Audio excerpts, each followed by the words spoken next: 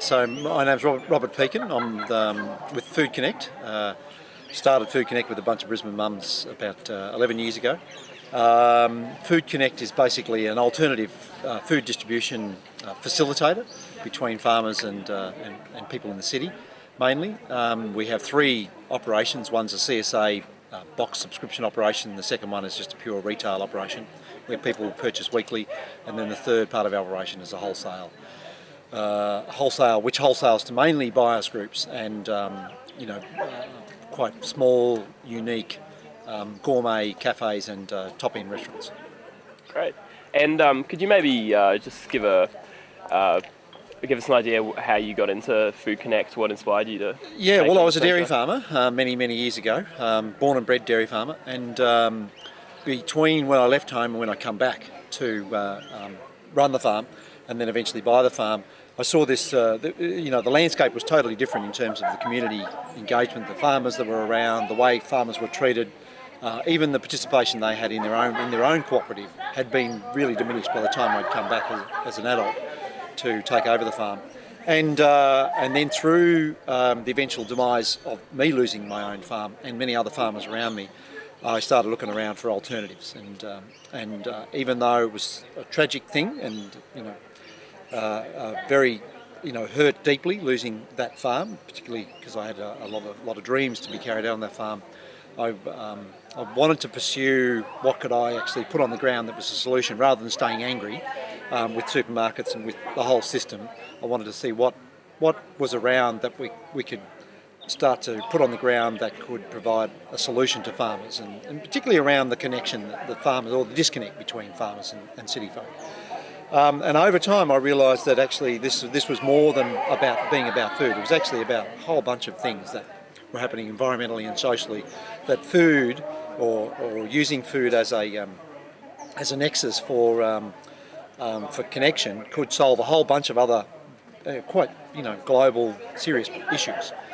So I thought really deeply about how should a business in particular, so it was really about the business structure of when I saw the demutualisation of cooperatives and then the eventual corporatisation of cooperatives and CEOs marching away with a couple of $1 million and farmers going broke and committing suicide, I thought that it was actually the business structure that needed to be forefront in a new food distribution system. So we had three principles that we buried into our constitution.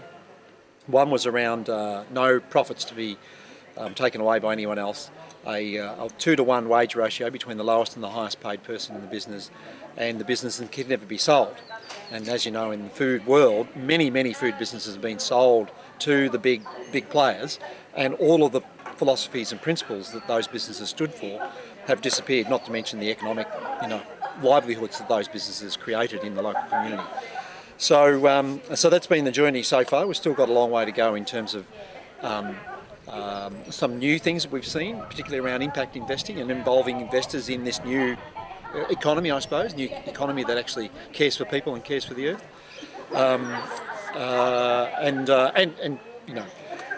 Technology plays a huge part in the evolution of business and the evolution of how do we do food and the evolution of connecting people around really important things that we shouldn't, or that have been just taken for granted. Yeah, could you maybe expand a bit on how FoodCHI currently uses technology, or if there's any further developments that you'd like to see maybe with the university work on? Yeah, sure. Well, initially, 15 years ago when I lost the farm, or actually 17 years ago when I lost the farm, the CSAs were around, and the traditional CSA was a group of 30 or 40 people attached themselves to a farm and they got sold a whole bunch of stuff. But since the IT revolution has hit and internet has been around, and now there's so many shop fronts you can just download and use, it's really made that idea accessible to so many farmers and so many businesses. So that in itself is remarkable in terms of what it can do to transform the food system.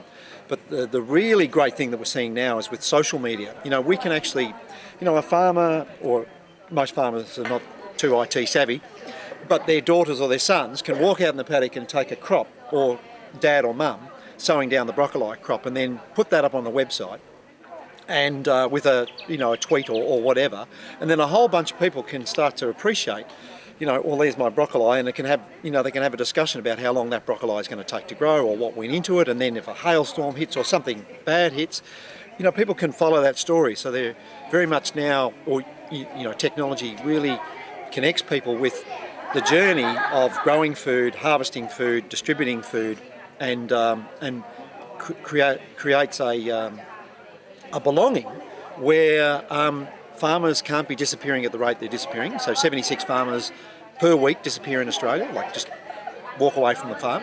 So we can create a really great story where people own those farmers in a way, as in they become their farmers, or that food becomes their food. And farmers become, once again, recognised as key parts of the food system, rather than people sort of not knowing anything at all about where their food comes from. Well, the other side of it is, in the city side of things, people can share all sorts of stories about how to prepare food, particularly because we're down to, 2 or 3 grains, we're down to particularly one potato, on the mass market. And there's a huge plethora of varieties, not to mention types within those varieties of carrots and tomatoes and those sorts of things. And people get a bit confused. So people in the city now can connect via social media and technology to learn how to cook, how to use these things. And it's a big shift, because most people 10 years ago, even today, still go into a supermarket aisle with this list of what they're going to cook. And it's very mundane. It's very much like the life they lead. They're just in a rut where there's really no inspiration, there's an end, and that's when you die, and really everything else between then and there has got no purpose. Whereas now we're saying, well, actually, you can get a heap of stuff that's grown locally, grown seasonally, and you have to creatively express that in food to feed your kids. And so it just takes people out of this rut into being alive to what they can be, the possibilities in life for them and their family. And so that's why I'm saying food is it's much more than just about food. It's actually about bringing people into living life as they potentially can do, and seeing themselves as potential solutions, not only in the food system but also in any other system that's going on around them. Yeah. Great. That's fantastic. Thank you very much. All right, Thank mate. you. Cheers.